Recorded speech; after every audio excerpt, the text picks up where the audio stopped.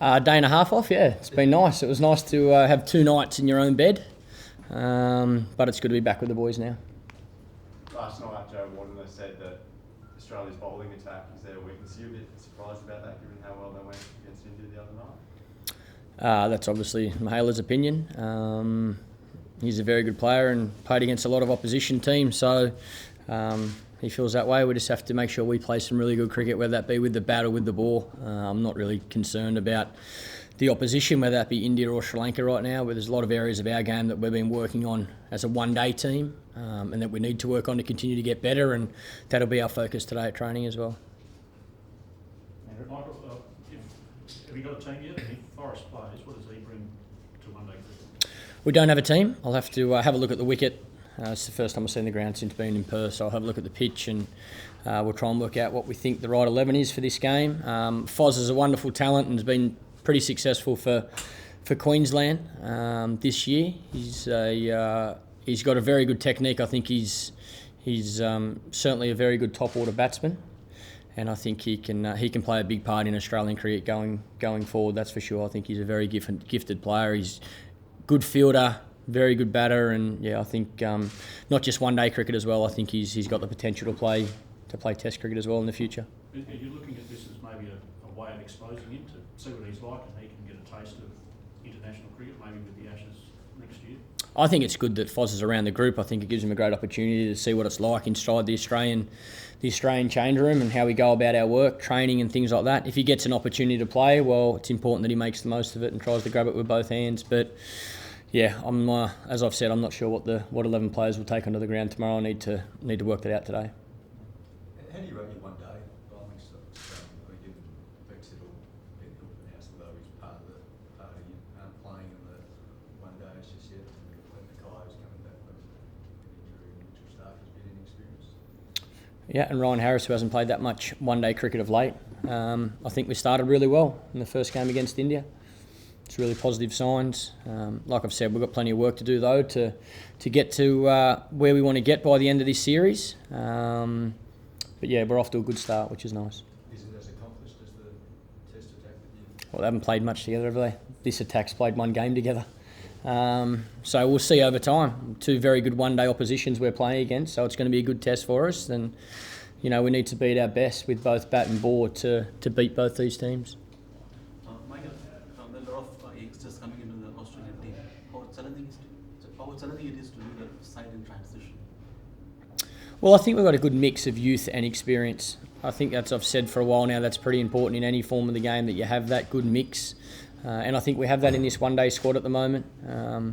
Guys that have played a lot in Australia in these conditions can help the young guys that haven't played too much international cricket in these conditions. So, yeah, I think the mix is pretty good at the moment. Any chance on it being 4 quicks, or will Doherty play? Doherty will definitely play. Any further questions? Yes. Just Ben Hilfernass is in the squad. Is he in the squad just for this game, or is it for the rest of the series while Brett's out? I'm not 100% sure, to be honest. I think he's in the squad. He's been named as a replacement for Brett for the rest of these. We picked the squad for the first 3 one-days. So I think it would be, unless Brett comes back, is fit for Adelaide, which will need to be assessed after this game, then I would imagine Ben would stay in the squad for this game and for the Adelaide game. Is it tempting to want to play him, given how much success he's had at the ground in the past, particularly in domestic cricket? Oh, he's bowled very well this year. He showed that in Test cricket, but he's bowled well in one-day cricket for Tasmania for a while now. So, yeah, he's a very good option for us, and that's why I say I need to have a think and speak to the coach today and the other selectors to work out what we think the right 11 is to win this game against Sri Lanka. Did you see much of last night's game, and did you take much from it? I didn't see one ball. I was asking on Twitter how I can watch a game, but unfortunately we don't have Gem in our hotel. So I was getting the scores off Twitter, but yeah, I didn't see one ball, unfortunately. So does that matter when you know they bring? I wouldn't have thought so. We've played against India a fair bit throughout the summer already. I know it's a different form of the game, and we've played a fair bit against Sri Lanka. We're obviously over there recently as well. We looked at a lot of footage yesterday of the Sri Lankan team, so everyone in our change room knows our opposition, knows their strengths and weaknesses and what we need to do to beat them. Are you still worrying about the Lasik Malik Oh, sorry. Say again, sorry. Are you still worrying about the Lasith Malinga? Because I can remember during the Sri Lanka tour you said lucky to play without Lasith Malinga during the Test series. I think he's a very good bowler and has been for a long time now, and he continues to show that in the shorter forms of the game, one-day cricket and 2020 cricket. So for us to have success, I think we have to play him very well. Yeah. How do you rate Sri Lanka cricket team? I think they're a very good cricket team. Michael, the levels you guys hit this summer against India, I mean, everyone saw that, but what's your aim for this upcoming tri-series, and especially with Sri Lanka and mine in the mix? Well, I think we showed that in the first game against India. Our goals are exactly the same as they were for the Test matches. We want to play some really good cricket and win every game we can. And the one-day series is no different. Like I've said, we know we're playing against two very good teams, two World Cup finalists, and we need to beat our best to beat them. So our goal is to win every game we play this series.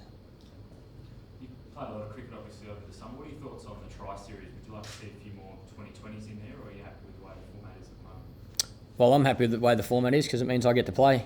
If it was more 2020s, it means there'd be more time on the couch for me. So, look, I've said for a long time now, I think we can have the cake and eat it. I think we can have all three forms. We're lucky in Australia. You've got some beautiful weather, some fantastic conditions to play cricket in, and it doesn't matter what form of the game. I think it was quite a tough ask to ask the Melbourne fans to come out and watch a 2020 on a Friday and then the first ODI on a Sunday as well. We still got a pretty good crowd there.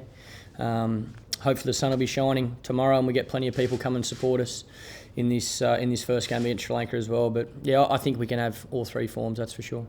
Michael, what did you think of Sean Marsh's form in his return to Shield cricket? Again, another game I didn't see one ball bowled. Nice to see Sean making some runs though. He's a very gifted and talented player, and hopefully continues to perform well and can force his way back into the Australian team. Michael, have you seen much of Alistair McDermott? We've seen a lot of Craig being around the team, but he got seventh today. Just one of the young, another informed young fast bowler in the country. Yeah, he's had a really good year for the Bulls, and he bowled really well in the 2020 as well. Looks like he's been working on his death bowling. His Yorker's probably as good as there is in domestic cricket at the moment. So it's nice to see him putting good performances, consistently good performances on the board. And yeah, he's obviously got he's a 20-year-old kid, so he's got plenty of time. But I'm sure he's got goals to represent Australia in whatever form he can. And if he keeps performing like that, it'll be hard to keep him out. Well, you know what? You have to speak to all the selectors about that. I think he's a wonderful talent, that's for sure. But yeah, it's nice to see, like I say, someone performing consistently at domestic cricket. I think that's what you need to do. First-class players need to be pushing that door down as much as they can. Keep putting their performances up on the board, and it's really hard for the selectors to leave them out.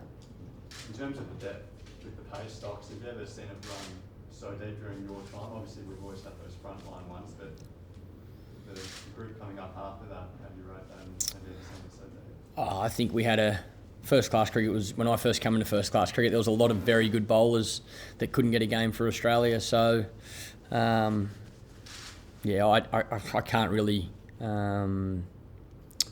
Yeah, different times, different era, different players. I think the fact that we've seen so many young guys come in and do well, automatically we think the grass is very green on the other side, and we think there's a lot of good stock still waiting to get an opportunity, which is very positive for Australian cricket. There is a big difference though, playing international cricket to domestic cricket. You travel all around the world and playing completely different conditions. So, yeah, I think it's nice to see people performing in domestic cricket.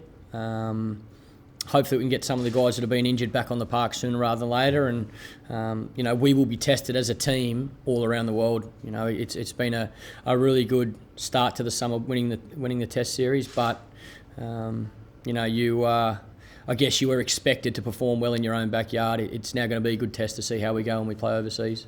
Awesome. What you said you're continually working on bits and pieces as the Australian team. Can you pinpoint anything without? Wow, there's parts of all three facets, to be honest, with the bat, with the ball, and in the field, where players individually need to get better, and we're doing that. We're training hard as a group. That's probably been one of the main points to why we've had success so far this summer, because of how our preparation's been, and these one days are no different. We've started training hard down in Melbourne, and if you sit and watch our session today, you'll see today's no different.